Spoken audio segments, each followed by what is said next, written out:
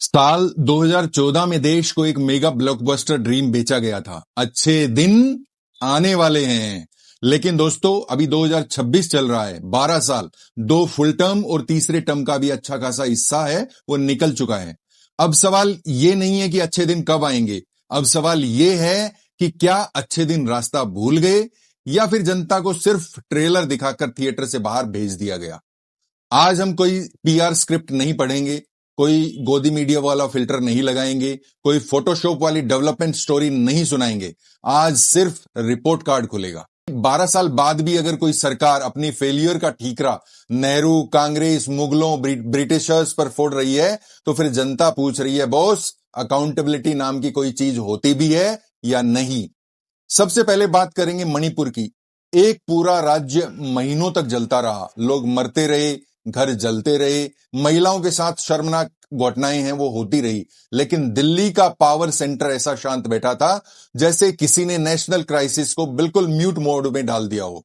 जिस सरकार को हर छोटी बड़ी बात पर प्राइम टाइम एड्रेस देना आता है, वही सरकार मणिपुर पर महीनों तक साइलेंट मोड में क्यों थी। देश का एक हिस्सा जल रहा था और सत्ता के गलियारों में नैरेटिव मैनेजमेंट है वो चल रहा था।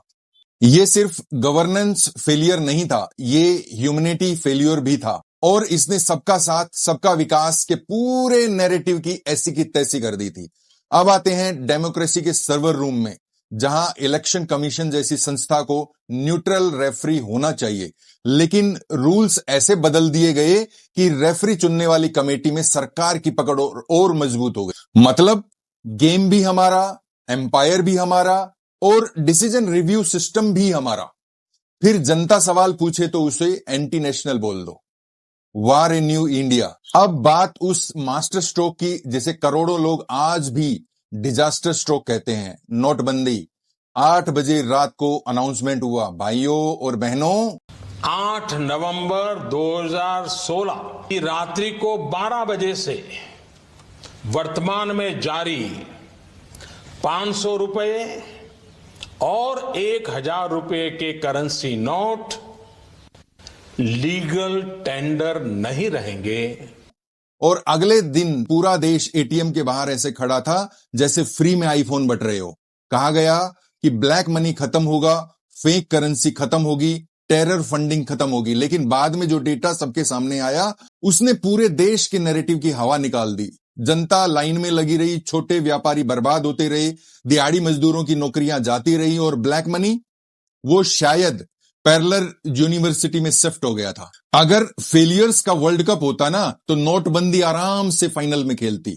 और फिर आया GST, Gabbar Singh tax, one nation one tax कहकर बेचा गया प्रोडक्ट, लेकिन ग्राउंड रियलिटी में ये कई छोटे व्यापारियों के लिए वन नेशन अनलिमिटेड कंफ्यूजन बन गया। रूल्स बदलो, पोर्टल क्रैश, फॉर्म भरो, पेनल्टी दो, छोटा व्यापारी बिजनेस कम और कंप्लायंस ज्यादा करने लगा। ऐसा लगने लगा कि सरकार टैक्स कलेक्ट करने से ज्यादा टैक्स पजल सोल्व करवाने में लगी है। लेकिन सबसे सर्वनाक चैप्टर है युवा, यानी वो लोग जिन्हें चुनाव के समय देश का भविष्य बताया जाता है और चुनाव खत्म होते ही नेक्स्ट प्लीज बोल दिया जाता है। नीट, पुलिस भर्ती, एसएससी, हर साल लाखों छात्र अपनी जवानी किताबों में झोंक देते हैं, लेकिन फिर खबर आती है कि पेपर लीक हो गया और पूरा सिस्टम उनके सपनों पर कंट्रोल ऑल्ट डिलीट मार देता है। एक तरफ छात्र लाइब्रेरी में रातें काट रहा होता है, दूसरी तरफ माफिया टेलीग्राम और व्हाट्सएप पर उनके फ्यूचर की पूरी ऑक्शन लगा चुका होता है।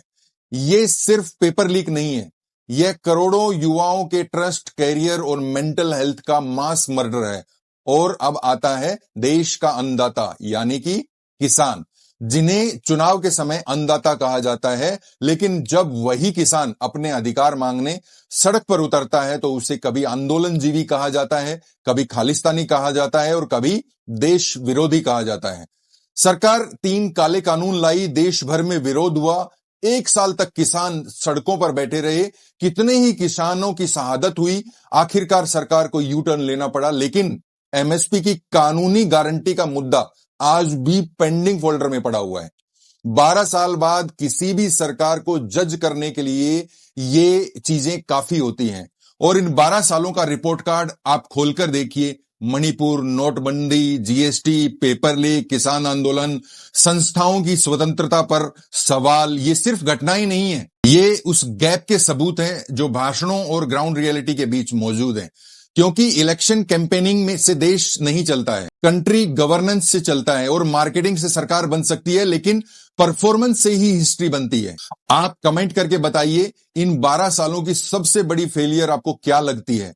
अगर आपको लगता है कि सवाल पूछना अभी भी लोकतंत्र का सबसे बड़ा हथियार है, तो वीडियो को शेयर कीजिए, क्योंकि लोकतंत्र में सबसे खतरनाक नागरिक वो नहीं होता जो सवाल पूछता है, सबसे खतरनाक वो होता है जो सवाल पूछना छोड़ देता है। धन्यवाद।